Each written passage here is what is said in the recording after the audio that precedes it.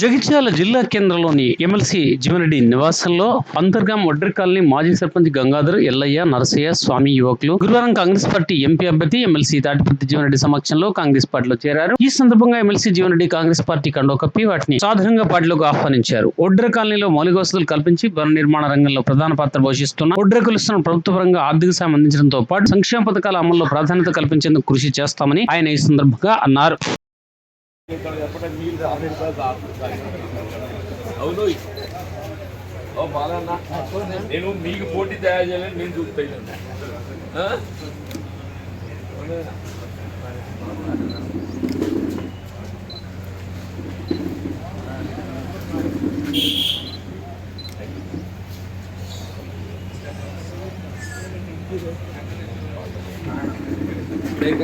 భవన నిర్మాణమే కానీ మీ పాఠశాలకు మొన్న నేను ఏదైతే కాంపౌండ్ వాల్ మంజూరు చేసింది పాఠశాలకు సంబంధించి చెప్పంటున్నాను. పాఠశాల ఈ కాంపౌండ్ వాళ్ళకి పరిమితం కాదు, దాన్ని పూర్తి చేసి మీకు అదనంగా తరగతి గదులు అవసరం పడ్డట్టు ఏర్పాటు చేస్తాం. టీచింగ్ వ్యవస్థను కూడా ఏర్పాటు చేస్తాం.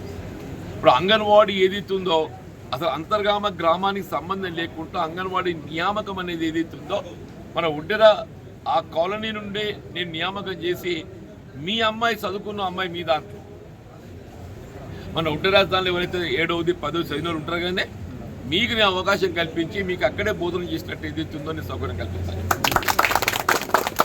వడ్డెర కాలనీకి ఇవాళ అంతర్గామతో విడిపోయిన గ్రామ పంచాయతీ కాబట్టి మీకు అక్కడ ration shop anganwadi ration shop అని చెప్పి అంటున్నా.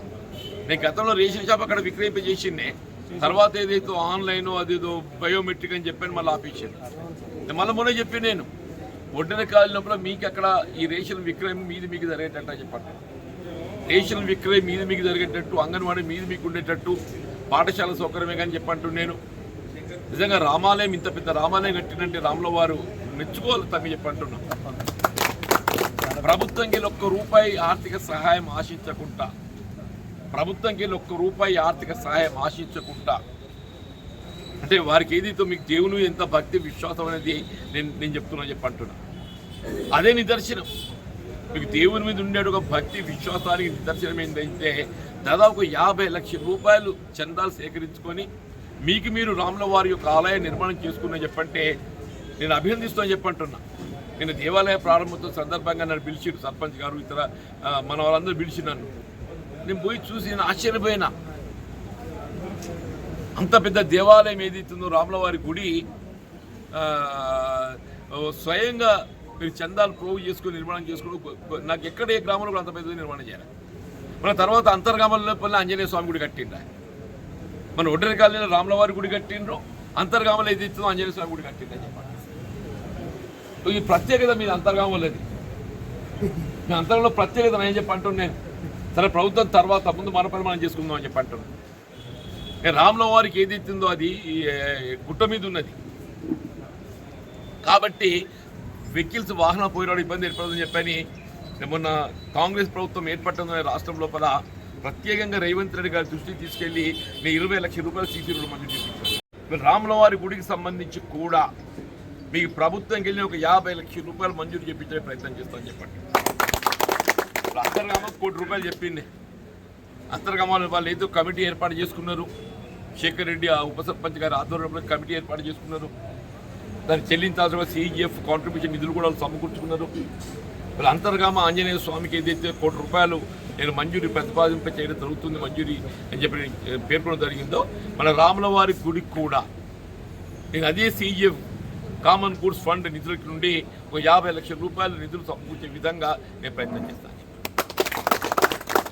దయచేసి రేపు పార్లమెంట్ ఎన్నిక నాకు అవకాశం వస్తుందని నేను కూడా ఊహించలేదే.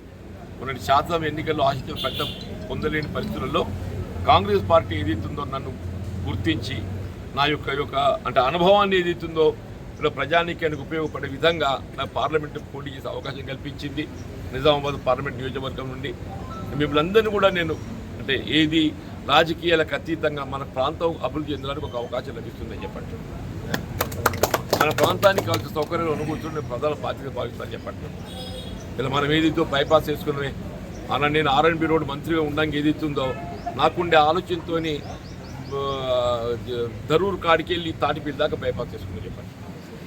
మన ఊరు కళకొచ్చింది, అంతర్గామ కళకొచ్చిందని చెప్పి అంటున్నా. రేపు భవిష్యత్తులో జగిత్యాల కంటే అంతర్గామ ప్రాధాన్యత సంతరించుకుంటుంది. రేపు భవిష్యత్తులో జగిత్యాల కంటే కూడా అంతర్గామ ప్రాధాన్యత సంతరించుకుంటే చెప్పి అంటున్నా. అందులో ఓటర్ కాలనీ చెప్పి అంటున్నాయి. అప్పుడు రాజశేఖర్ రెడ్డి గారు ముఖ్యమంత్రి ఉండగా మీ ఊరికి వెళ్ళిపోయిండే అని చెప్పిన పల్లెపాటలో వారు కార్యక్రమం చేపేటప్పుడు ఏదైతే ఉందో మన ఒడ్డరి కాలనీకి వెళ్ళిపోయి అక్కడ ముందర మామిడి తోట ఉన్న రైతు ఉంది, ఆ రైతులో మామిడి తోట భోజనం చేయించారని చెప్పి అంటుండే. ఇవాళ మిత్రుడు గంగాధర్ గారు అట్లాగే వారి సహచరులందరూ కూడా కాంగ్రెస్ పార్టీ చేరి కాంగ్రెస్ పార్టీ బలోపేతానికి ముందుకు వచ్చినందుకు మీ అందరినీ హృదయపూర్వకంగా ధన్యవాదాలు చెప్తూ మన ఒడ్డెర కులస్తులకు ఏదైతే మీ శ్రమకు తగ్గ ఫలితం కల్పింప చేయబడింది. మీకందరికీ ఏదో ప్రత్యేకంగా ఈ మిషన్ సౌకర్యం ఏర్పాటు చేసి మీ ఆరోగ్యానికి భద్రతే కానీ పనికి కూడా ఏదైతే నేను బాధ్యతకుండా వాళ్ళు చెప్పండి. మీరు అసంఘటిత కార్మికులు కాబట్టి ఏదైతుందో అసంఘటిత కార్మికులు కల్పించే సౌకర్యాన్ని కూడా మీకు కల్పిస్తుంది. నిర్మాణ రంగం లోపల ప్రధాన పాత్ర పోషించేది ఒడ్డెర కులస్తులు చెప్పండి. అసలు మీరు లేకుండా నిర్మాణ రంగమే లేదా బాబు చెప్పంటున్నా. మీరు లేకుండా నిర్మాణ రంగమే లేదని చెప్పంటున్నాను. అంతా శ్రమించి పనిచేసే వాళ్ళు మా ఒడ్డెర జాతి.